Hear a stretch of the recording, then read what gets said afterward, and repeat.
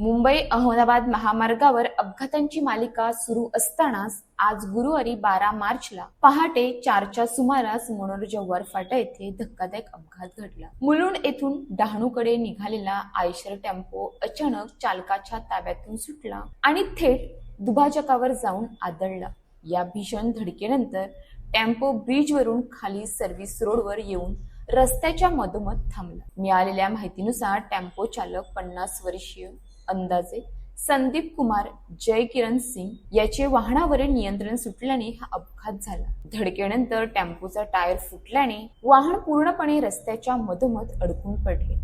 विशेष म्हणजे पहाटे 4 वाजता झालेला हा अपघात तब्बल 5 ते 6 तास तसेच अवस्थेत राहिला। त्यामुळे महामार्गावरील एक लेन पूर्णपणे बंद झाली आणि येणाऱ्या जाणाऱ्या वाहनांना मोठा अडथळा निर्माण झाला। रस्त्याच्या मधोमध टेम्पो उभा असल्याने अनेक वाहन चालकांना अक्षरशः रॉंग साईडने मार्ग काढावा लागला। सुदैवाने या काळात दुसरा अपघात घडला नाही।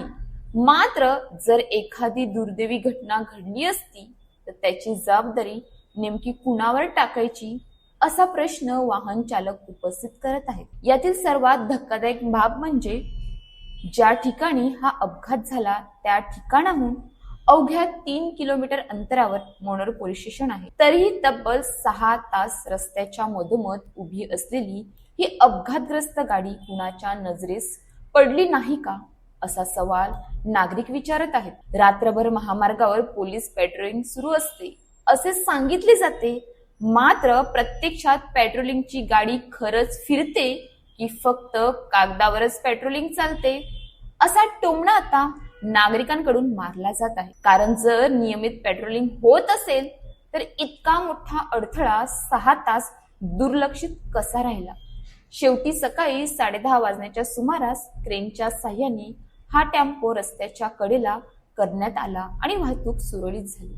दरम्यान स्थानिक नागरिक आणि वाहन चालकांनी प्रशासनाच्या कामकाजावर तीव्र नाराजी व्यक्त केली आहे। महामार्गावर सतत वाढणारी वाहतूक, अवजड वाहनांची संख्या आणि वेगानं धावणाऱ्या गाड्यांमुळे हा मार्ग दिवसेंदिवस अधिक धोकादायक बनत चालला आहे। अशा परिस्थितीत नियमित पेट्रोलिंग, त्वरित मदत व्यवस्था आणि अपघातग्रस्त वाहने तातडीने बाजूला करण्यासाठी यंत्रणा सज्ज असणे ही गरजेचे असताना प्रत्यक्षात मात्र याकडे दुर्लक्ष होत असल्याचे चित्र समोर येत आहे।